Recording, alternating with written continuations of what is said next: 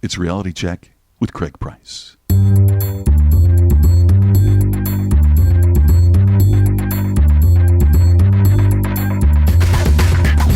I'm an idiot. 4 minutes in and I'm already wrong. I'm like a monkey. Hello, look at me. Craig, shut up. Hey, I need you guys to do these things. I'm Craig Price, professional bastard. Nice to meet you. Welcome to another Reality Check with Craig Price. This week, agricultural advocate Michele Payn-Knoper is here to talk about food. Not how to prepare it, but how it gets to your stores and onto your plates. And she does it despite the angry letters and sometimes threats she gets from pro-animal activists and the like. Now, I've certainly seen the videos that circulate, and I never want bad treatment of animals, but I also know that agendas sometimes override the facts. So I thought while I was in Indianapolis for the National Speakers Association convention, which I always go, which is why my voice is a little goofy, having Michele come on and give her side of the story was an opportunity I couldn't resist. I'm also not going to hide the fact that Michele is a friend of mine. I'm not going to hide the fact that I grew up in and around dairy farmers in New Hampshire. But I'm also not going to hide the fact that I love animals and I never want to see them mistreated. I don't believe just because we're going to end up eating the animals that you can have to mistreat them along the way, nor do I believe eating animals is mistreating the animals. Certainly not the best result for them, but hey, I've got to eat. I also know there are some major distortions out there, and Michele is here to talk about some of those. I'm sure this topic's going to generate plenty of discussion, so you can feel free to email me at craig@speakercraigprice.com. Can't even say my own name. craig@speakercraigprice.com. Or you can go to therealistguide.com, and you can leave a comment there in the podcast discussion. But all I ask is you hold judgment, listen, and maybe you might learn a few things about how we treat our farm animals. With Michele Payn-Knoper.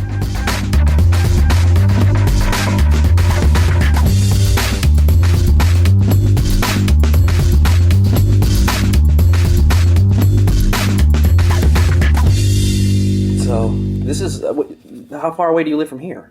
About 45 minutes. 45 minutes? Yep. Okay. And so you just drove in, are you driving in every day? I am. All right. Live out in what I like to call the sticks. Well, that's... God's country. It's not far from the sticks wherever you go, in any direction. It's beautiful country, but it's, and it's a lot of, as I was flying in, I was thinking of you because I looked out the window and there was nothing but farms. Yes, and there's a lot of brown things this year, unfortunately, with the drought. Yeah, there's and that drought's everywhere because I live in Houston and it's affected. They were talking how it's the worst drought for 1,000 counties from California to I think just right about Louisiana. Yeah. And they had that big swath, which I know in the Midwest it's even worse. Yeah, we're at the center of it here in Indianapolis. I just saw a drought map yesterday, and we're right in the heart. So, and I'm here with Michele Payn-Knoper. Yes, you are. I got it right. I just got to say that hard K. Yeah. And as I was explaining to you, you're like my wife. I don't know what you do, even though you've explained it to me several times. My wife works in oil and gas in a distribution situation, and so that's about as much as I know. But if you ask her, it's another 5 to 10 minute explanation. It's very detailed. It makes logical sense, and it's very reasonable. And then as soon as she turns around, I have no idea what she does. And I know you do a lot of work with agriculture, and that, in fact, you've started like a movement. With Food Matters. Cause Matters. Cause Matters. My company name. Okay. Yeah. And what I really try to do is to incite conversation around food and farming with all entities around the food plate. So how did you get started with agriculture? Because I'm assuming I'm sitting with a Future Farmer of America graduate. I actually am a former FFA member, former 4-H member. I am farm girl through and through. Indiana law, I believe. Excuse me? It's Indiana law, I believe. You have to join the FFA at some point. I actually grew up in Michigan on a dairy farm. Oh. And we changed the name in 1988 to just being the National FFA organization so that people realized that agriculture is more than just farming. But yes, I am a very proud former FFA member, and I have been a part of agriculture my entire life. Love it deeply, and hope that more people can get firsthand information from farmers about where their food comes from. And well, with all the things that are going on, there's gluten problems, there is food allergies. Veganism's gone crazy. Do you think now more than ever people are more aware or less aware of where their food comes from? Because I have a feeling that they think they know where it comes from, but I also have a feeling that I think they are wrong. The reality is that there's a lot of misinformation about food out there. There certainly is newfound levels of awareness about food what is going into people's bodies and what they think is right and wrong. But unfortunately, there's a great deal of misinformation out there about what farmers are doing. The reality is that 1.5% of the population's on a farm. That leaves 98.5% of people that aren't on farms. So if they read something in the Wall Street Journal or New York Times about how farmers are poisoning the earth or beating animals, none of which is true, they're likely to believe it, because the fact is that most people have not been on a farm today. We're 3 to 4 plus generations removed from farms. And so it's really tough for those of us in agriculture to try to have that conversation, particularly when people start from a mindset of what we're doing is really wrong. Yeah, because I think people can. There's two types of farms that I know of. There's the small farmer that, because I grew up in New Hampshire, dairy farm was down the street. I mean, I know what farms are like. I know how to milk a goat in an emergency. You never. Hey, tornado hits today, and there's a goat that flies in here. I would I've prefer got milk. not to milk a goat, but okay. No, I'm just saying I know how to. No, But I think there's the small farmer, who's got, I don't even know the numbers, but we'll say 50 head of cattle, all dairy or whatever cows. And then there's these corporate farms that we think about. When I think of like Tyson Chicken, who's got, they say they got like 1 million chickens that they're injecting hormones in to create large-breasted chickens. Now, what you're giving me the look because I'm spewing the stuff that a lot of people are misunderstanding, but I think those are the two types of farms that people know about, and I think unfortunately most people only think about the big corporate farms. Well, it is an interesting disconnect that people have, because the local food movement and community-supported agriculture, CSAs, is very big. And that's great. And you know what? Our family picks blueberries locally, well, except for this year because there was a drought and they were frozen, so we're not picking any blueberries. Now, did you actually pick more than you eat, or do you eat more than you pick when you go both. out? Yeah. Because we used to pick up strawberries, and it was just a way to get sick for free. And we have our own garden, and we love to go apple picking. And we used to sell at the farmer's market. We like to buy at the farmer's market. So I get the interest in the local food movement. However, the reality is in the Midwest here, or anywhere in the States really, if you like to eat bananas, that's not real local. The reality is if you live in the Midwest in January, you're not going to find locally fresh green beans if that's what you choose to eat. So the reality of the local food movement actually is multifold, and we can get into that more. But to go back to your comments about factory farm and the claim that Tyson is injecting hormones into the rest of their I'm not making that claim. I'm just saying that's you know how much misinformation is out there. That's why I'm glad you're here. And Craig, you've seen the post that I put out there. You know that it's misinformation, and it's a real challenge for those of us in agriculture because we know what we're doing. And regardless of farm size, farmers try to do the right thing for the environment and for their animals. And the claim of factory farming is actually pretty insulting, and of large farms and industrial agriculture, because 95% of farms here in the States are family owned. 95% plus are still family owned. Now, I don't know if you have a corporation. I own a corporation. My business is incorporated because it's the smart business thing to do. There are farms, a lot of farms. The majority of farms are incorporated because it's the smart thing for them to do as business owners. Sure. And farms have gotten larger because of the need to be able to do so in order to protect their family's livelihood. Because the reality is farming is a pretty tough business. It's tough from an economic sense. It's certainly difficult from a labor sense. And so have farms gotten larger? Yes. Just as school systems have gotten larger, hospitals have gotten larger, and that does not make them any less concerned about the land. It actually typically makes them more concerned because they have better technological adaptations and they have more regulations that they have to be able to conform to as well. I know great farmers that milk 60 cows. I also know great farmers that milk 6,000 cows. And that doesn't mean that either of them is wrong. What I really try to liken it to is that farmers deserve choice in the way they produce our food, just as consumers deserve choice in how they want to buy their food. If you want to buy organic, that's great. If you want to buy conventionally raised, that's great. But before you believe the claims about either of those, either talk to a farmer, get on a farm, or make sure that you understand the science behind it. Because, for example, organics, I personally choose not to buy organics because I think it's a great deal of marketing misinformation. If you look, pesticides actually are allowed in organics. They're different pesticides. And a farmer will tell you who farms both organic and conventional or regular farm, he will tell you that he does apply pesticides. he has to apply them at a higher rate because it's such a challenge to try to keep the bugs under control. I mean, if there's food, there's going to be bugs. That's always been the case. And so it's so hard to try to get people to open up their mind because they see the organic label and they think, oh, that's fabulous, and biotechnology is so awful. And neither is the right answer for everyone. Right. Now, where do you think a lot of that misinformation is coming from? Because, I mean, having grown up in a dairy farm area in New Hampshire, I know what the truth is. But you have to deal with groups like PETA, Yes. who, regardless of what I call the truth, whatever the actual facts are, what they will do is latch on. Like you were saying, they'll latch on to the word incorporated and all of a sudden label them big corporations.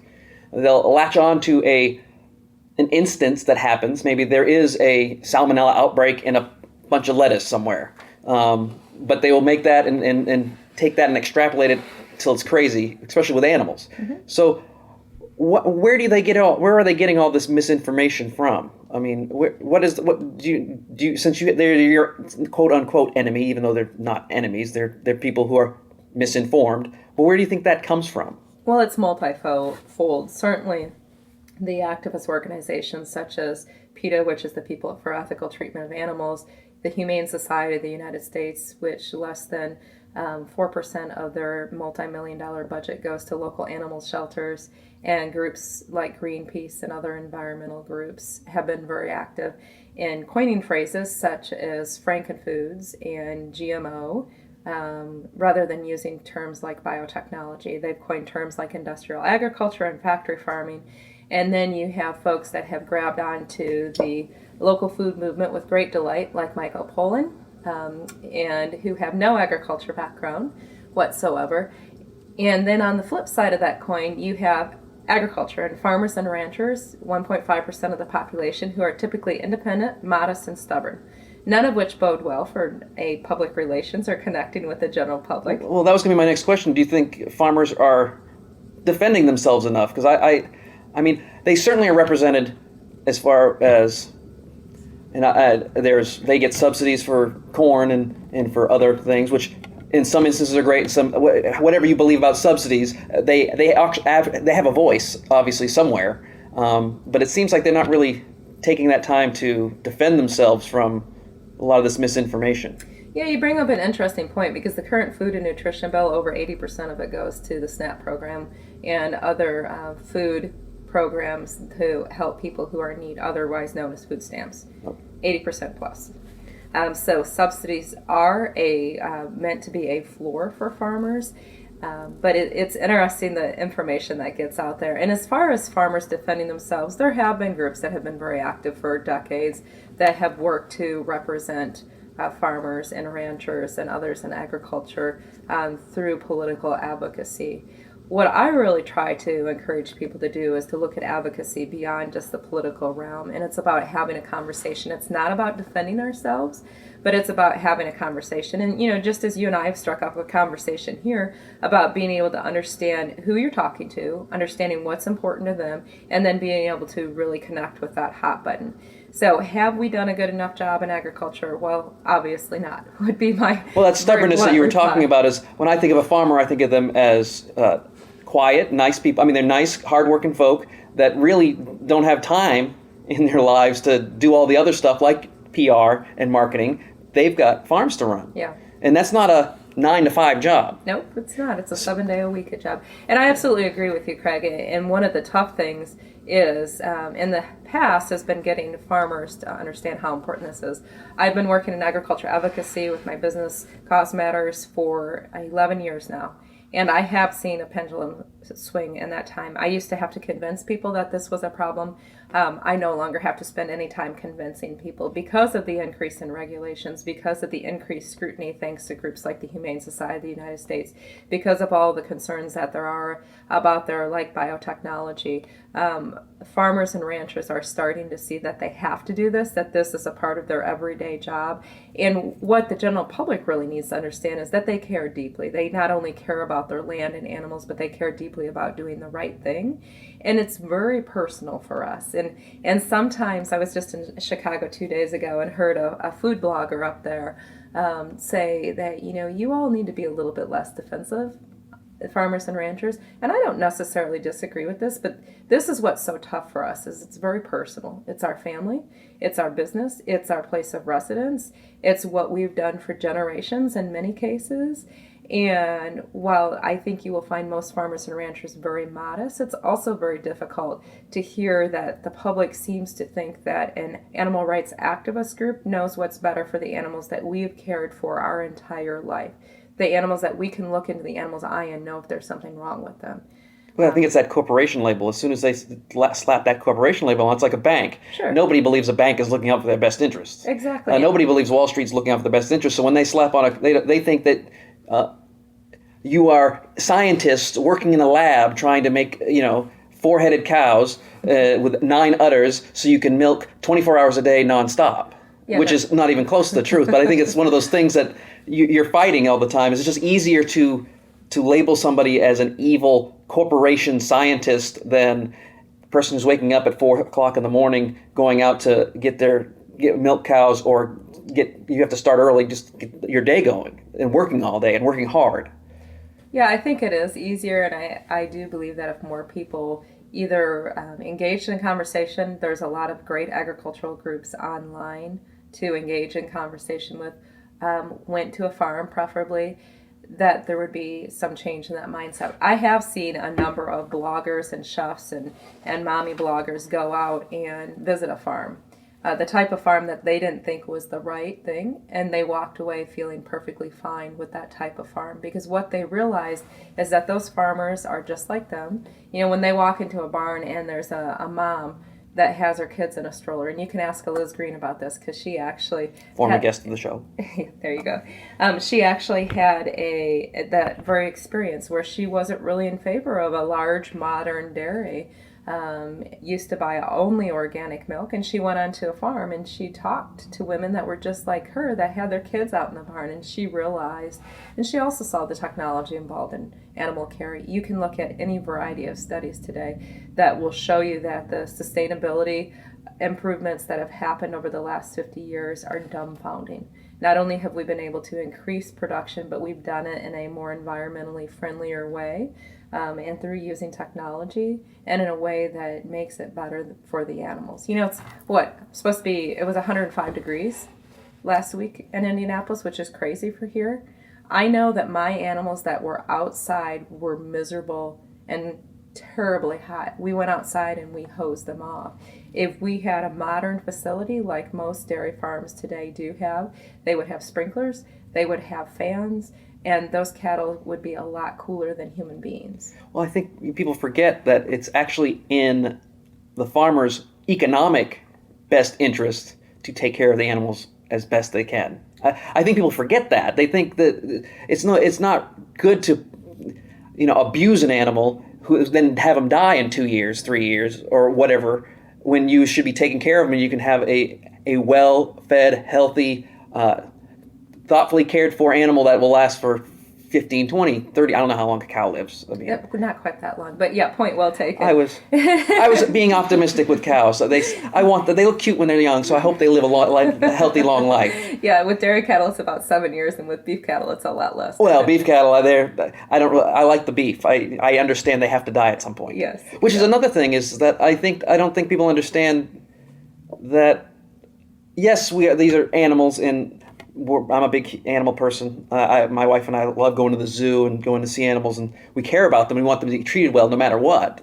But they also, at some point, are going to end up as food. Mm-hmm. How do you walk that balance of, yes, these are animals, we care about them so we can kill them and eat them? That is a tough conversation to have in today's time, but one that we absolutely have to have. It's the circle of life. It's been around as long as we have. And there clearly is the case that in order to survive, we have to have animals. And you can look at it sarcastically and you could say, well, plants have feelings too, because there is actually a study out of Switzerland that shows that. I don't necessarily advocate that. Then we can't eat anything. Just drink water and hope for the best. Exactly. And so rather than being that radical, I simply say, it's a privilege to care for animals, and we consider it a privilege and an honor to care for them in the best way of our ability. We recognize they're going to die. We recognize that they die so that our family can eat and so that we can feed others. again, it's a privilege and an honor. Now, have you ever found me in tears over an animal that's gone down unexpectedly and had to go to slaughter? Yes, you betcha. It's not necessarily a pretty thing. I don't know of a lot of farmers that enjoy watching their animals be slaughtered. And when you think about that, I'm sure the listeners are cringing even considering that. But the reality is that animals do die. And our cow is not your dog, Fido. It's a different purpose. It's not a lot bigger companion. too. Exactly. And I can only imagine taking that cow to the park with a pooper scooper. Yeah, I have spent a lot of times on cow pooper scoopers, and they make very big piles that you don't pick up with just your hand. You use a pitchfork. But I've had cattle that I started buying cattle when I was 9 years old, and the cattle that I own still today are descendants of a heifer that I bought for $7,000 when I was 12 years old. I love those animals. But at the same time, when their time comes, they've served their purpose. Oh. Well, so put us in the mind frame of a farmer. I know you own cows, so you are a farmer. How does your day start normally? I know you're a speaker, so your day is different than an average person. Yes, my day is very different. But I mean, give us an example of what a normal day for an average dairy farmer is going to be like. And I'm using dairy farmers because at the end, all they're doing is squeezing their boobs. There's no eating of them at the end. It's a little creepier, but it's not nearly as morbid. Actually, just so you know, most McDonald's hamburgers are comprised of dairy cow meat, so they actually are. Is that extra creamy? I guess I don't know. No, actually they're extra lean. It varies for different farmers. So I'll use our neighbors as the first example, and then use a larger dairy as a second farmer. Our neighbors who milk our cows actually milk about 100 cows. They are the protocol for the pretty pasture scene. It's one of the views that I have from my office. The cattle are an intensive grazing operation, which means they're rotated around to eat grass. They're also fed a total mixed ration, which is basically a really fancy way of saying a specialized diet to their needs. Those cows' diets are evaluated weekly and determine exactly what they need. And so, anyhow, long story short, they start milking right now about 3 a.m. Oh my God. Are the cows awake? The cows are more than awake, because for any women who are listening that have ever breastfed, when you're ready, you're ready. I don't know that you can appreciate that, Craig, but no, I can understand when I'm ready, you're ready. That's almost the theme of my life. So the cows know when it's milking time, and they actually moved milking time back earlier because it was so hot. The temperatures have been very difficult for all farmers this summer. So anyhow, they start milking typically around 3, and then depending on the day, finish up around anywhere from 7 to 9 a.m. And then depending on what other chores have to be done, so calves have to be fed, dry cows have to be fed, heifers have to be fed. Typically with the grazing operation, you don't have to feed the animals a whole lot this time of year because they're out eating the grass. But this year we started feeding hay in June because it's so dry here. So typically they would go in for breakfast after that, and then do some paperwork and do other things around the farm as far as maintenance. Except for the milking, it's sounding like my day. I have to do the same thing: get up, eat, do some paperwork. Yeah, except for the milking. Except for the milking. Yeah. Except for the 3:30. I am up at 4 or 5 o'clock sometimes. Yeah, and their day typically finishes around 8 to 9 p.m. At night. Mm-hmm. And so what? We got to about noon, so what's the rest of the other 8 hours? So you have feeding, and you have everything else. How often do you feed them? 4 times a day? It depends on the farm, typically anywhere from 3 to 5 times a day. Okay. Milking cows specifically, heifers you only feed once or twice a day, depending on your feeding situation. So there's a lot that goes into the science and business of farming. I mean, farming is very much a business, and most farmers kind of fit their family in around the business. Family is a high priority for farmers. But at the same time, if you're milking cows from 3 p.m. to 6 p.m., you're not doing a whole lot about going to kids' ball games and so forth. And so the day looks similar for a larger farmer, but the added component to that is managing employees. So a lot of larger farms would milk 3 times a day. And many times that means the parlors run 24 hours a day. You rotate one group in, you rotate another group out, and it's their employees. And actually our neighbor uses 1 or 2 employees to milk cows as well. And so it's their employees that are out there milking the cows. And the owner can clearly see, because most individual milk weights are recorded, so they can see if the cows are being treated properly. And many of them have video monitoring systems as well. So they've got monitoring. And now, that's the one thing I see is every so often, you'll see a farmer who is atypical, That all of a sudden that video is what's all over the internet. And that's why they latch on to the one thing. Is that just? I mean, obviously, it's just that one farmer doing something that they shouldn't be doing. That's not how. But how does that information get out there? I mean, it seems like you see documentary. You don't see too many documentaries from start to finish about the life of a farmer. What you do see is one instance of some cow having an issue, and they have a whole documentary about how awful food is. And it's maddening, because our society does not seem to be very interested in the good story. They seem to be interested in the bad story. There certainly are farmers out there that abuse their animals.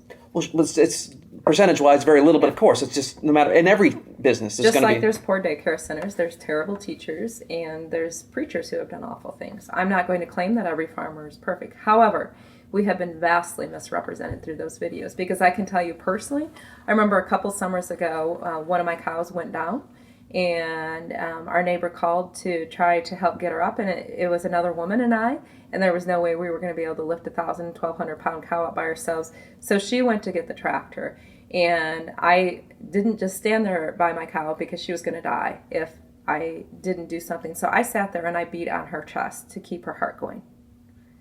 Would that look awful in a video? Probably. But was I doing the right thing? Because it's out of context and without much understanding of what actually is happening. Exactly. What they say is crazy blonde lady beating up a cow. And you change the lighting, and you add terrible music, and you put it to CNN, dairy farmer beats the cow. And that's what people see, and that's not reality. And if you've not been on a farm, you may not realize that a pile of piglets is actually piled up because they want to be, because they like to keep warm. They're like puppies. Puppies do the same thing. Yeah, exactly. So, again, I'm not advocating that anyone has any justification in beating animals. If they're not doing industry-regulated practices, or if they're not doing accepted practices, then no, they should not be doing that. However, realizing that sensationalism is out there and that the activists have broken into barns. They have, I know of a number of farms that have had activists sign agreements, and when they hire people, they have within their clause, their employment contract, that they are not representing any organization, that they are not paid to be there by any other organization. And those types of farms have ended up on international TV, because somebody was carrying a pen in their pocket to record what was happening on that family business.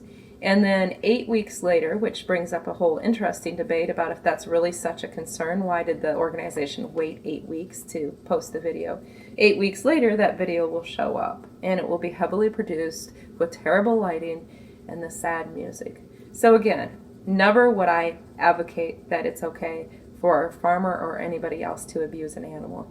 But my hope is, through some of the work that I'm doing, particularly through social media and some of the efforts that we've made to tell agriculture story, is that if you can see a video of what a farmer is doing on their normal day, or if you hear the description of how their normal care goes, or if you see a picture on Facebook, or you talk to a farmer on Twitter, my hope is that will mitigate some of those concerns, because it will at least stop people and make them think, I talked to Craig, the dairy goat farmer, and I know that's not true.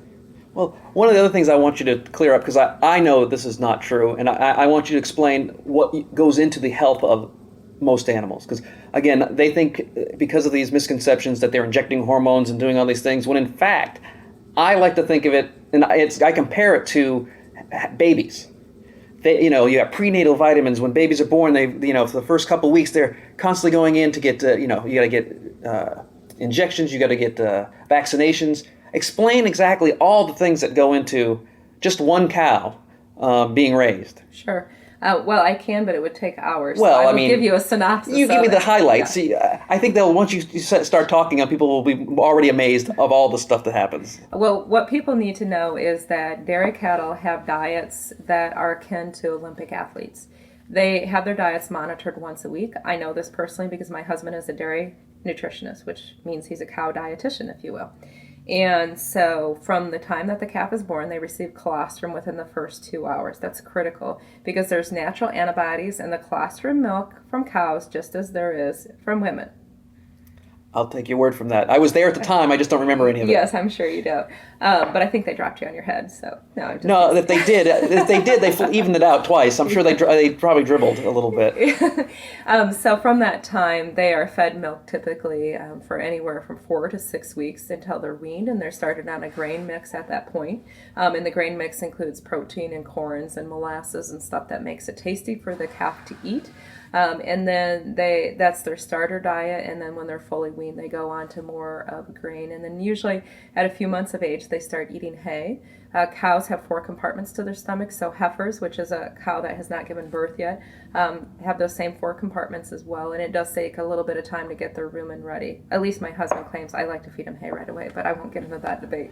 Well, we don't want to get involved in the big hay debate here on the podcast, because I'll be getting mail for weeks and weeks about the hay. And so what happens with dairy cattle and with most animals is they are not given antibiotics unless they are sick.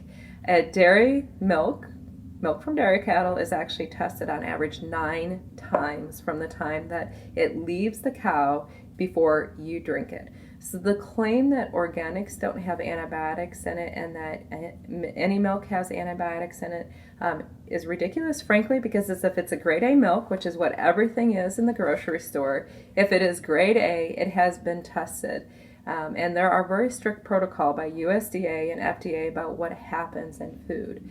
And so animals are not pumped full of steroids and hormones and antibiotics. Now, in some dairy cattle, dairy farms do choose to use a naturally occurring hormone that's called RBST. I've actually worked on one of the scientific studies around this. It is not some dangerous, terrible drug. It's a naturally occurring hormone that you can't even test whether it's in the milk or not. And what basically happened is back when some of the retailers got wind of it, they started looking for a niche market so they could increase their own margins, and they went on a heyday about false claims labeling. So I'm not here to get in the RBST debate, but it is an example of what happens when, unfortunately, marketing misinformation hits the deck. And when it comes to poultry and beef, there's various stressors that happen. And I can tell you, I am not a poultry expert, nor am I a beef expert. But for example, the whole question and claim about how chickens should be raised, if you're not aware, chickens are naturally, what's the word I'm looking for? Scavengers. They like to eat their own poop. No, they're cropophagic. They like That's to the eat term. Unfortunately, I have a dog that had a problem with that. We had to give him little pills. So that would just completely gross me out. Yeah, no, we don't kiss our dogs. Yeah. He stopped doing that. Well, that's good. Well, chickens don't do that, and that's cool. Chickens eat worms and bugs, and chickens get killed by predators. So people raise them outside, particularly this whole urban gardening, what they call farming. What it is loose chickens in the street of town. I went back home to my hometown, and I'm in the middle of town, and I drive through a neighborhood, and 4 chickens cross the road. It's not even a joke. They're literally just walking the streets, and that's part of they say it's part of this urban renewal, but they're doing some kind of urban farming. So there are actually some pretty significant, not food safety concerns, but human safety concerns, because chickens are disease carriers, not in their meat, but if they're not treated with proper protocol, that's where SARS and exactly. Well, that's what they call it. It's not chickens. It's the bird flu. Yeah. The chickens are birds last time I checked. Avian influenza. Yeah, there you go. Yes, and so contrary to H1N1, which was not swine, but we won't go there. But anyhow, the whole point is chickens are scavengers, and some people raise them outside and do so effectively, and if that's the farmer's choice, that's great, and if that's the consumer's choice, more power to them. However, I prefer for my chickens to be raised in an environment where their health is managed appropriately. The same with beef. When they are moved from one situation to another, sometimes they get sick, and they are given antibiotics at that point. But there's strict FDA protocol, and there's withholding periods. So, if I stuck you in the butt right now, you wouldn't be able to be slaughtered for a few weeks. This podcast would go very... This took a hard left turn. I don't know what happened there. Wow. Yeah, no, I wouldn't be able to sit down for a week, and I'd probably have to go to a therapist and cry a little bit. Well, you wouldn't be able to be slaughtered either. So. Well, I may become suicidal, though. I may want to take my own life. I wouldn't want to do that. But we've only got a few minutes left, and I really appreciate you clearing up a lot of stuff because, having grown up around animals and farms, I've seen, just as a layman who's not neck deep in this, some of the misperceptions that are going on. And if there is one thing that you could tell folks that would help them understand farmers the best, what's that one thing? Farmers care. They care about their land, they care about their animals, they care about their families, they care about the food they're producing. Farmers care about feeding a global population that's expected to double by 2050. Farmers care that they're doing the right thing the right way, and they care about it for the right reasons. And yes, they are business people, but what comes first is the care, because you don't farm unless you care. It's hard work, it's brutal, and it's something that you have to have in your heart, or it just simply doesn't work. Well, it definitely shows that you've got the heart for it, because I know that you work unbelievably hard. You're the hardest speaker I know. I don't know about that. No, you are. I see you doing all kinds of things, because when you're not speaking, you're also doing your advocacy. You're also doing working at home and with all the farms that you've got. So I really appreciate you taking time out of your very busy schedule to come clear some things up for us. I certainly appreciate it. Well, thanks, Craig. It certainly is a pleasure to be able to talk about something that I love deeply and share it with folks. So I appreciate you having me here. And if anyone has questions, please come to causematters.com, and you can see a whole list of farmer bloggers there and have access to thousands of farmers across the world. And now I feel like I want to get a steak and a milkshake. There you go. Me too. Let's go have one. All right. I want to thank Michele for joining me. If you have any questions, comments, or guest suggestions, say you know someone with an opposing viewpoint from Michele's, I'd love to hear from you. Craig at speakercraigprice.com. Remember to like the page on Facebook. You can sign up for the newsletter at realitycheckpodcast.com and get monthly recaps. And of course, subscribe to the podcast and listen every Tuesday via iTunes. See you next week.